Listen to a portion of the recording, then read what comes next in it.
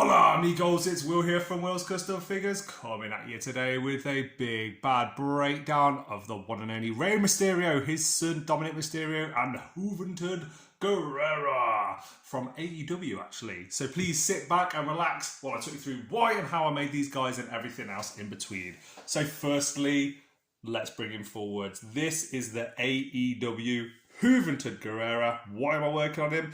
Well, he is a legendary cruiserweight from professional wrestling, appearing in all over Mexico, most notably WCW, especially in my childhood in the late 90s.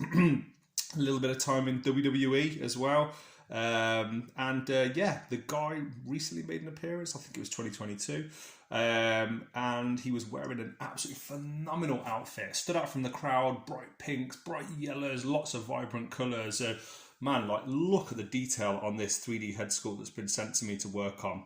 I've used a Jake the Snake body. I think that is probably a pretty good body to use for Juventud. I have attached the head using clay. It's super sculpey polymer clay. And at that point, I just cook it. Simple as that. When I pull it out, then I start adding on the further details. So I've added on this collar, used super glue, used card here for these extra bits. If this was made from clay, it would be at high risk of cracking. Same as this piece, very, very thin piece across the torso. Added in all the sharp lines and things, so it's not just down to me painting, which does still look good. But I wanted it to have that 3D and extra dimension when we're looking at a figure, especially when it's going to be a premium looking figure. I want it to look like it's actually something you could buy in a shop. So there's a bit of a breakdown of him for you. I've used, I don't know if you can see, just for the wrists and where the sleeves attach near the hands there on the arms. So I've used just a random tool. I was looking through my sculpting tools, and there was one that had like a sort of serrated edge, so I just rolled that across the sleeves to give it that effect. And here he is, old Dominik Mysterio. Let me just zoom in my camera. There we go. Dastardly heel that he is. Oh, how dare he turn on his dad.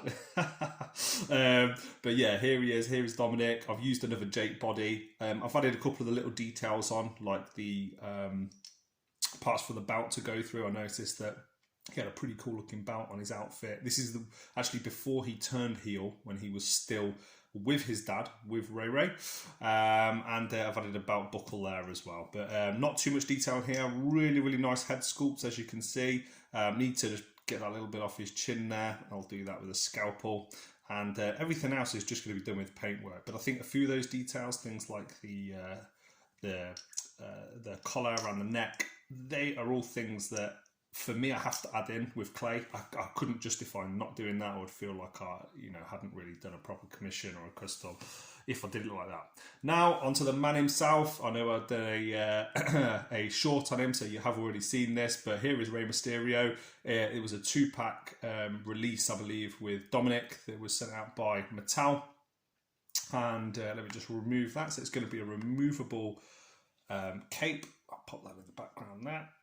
And a really, really nice looking Rey Mysterio when he's done. He did have this around the neck, and of course, the more I use the cape here, it's going to potentially damage the collar around the neck. So I have to be really careful about when I'm customizing not to over or underuse it. I need to make sure it's on enough so I can see how it sits on the body and how the cape,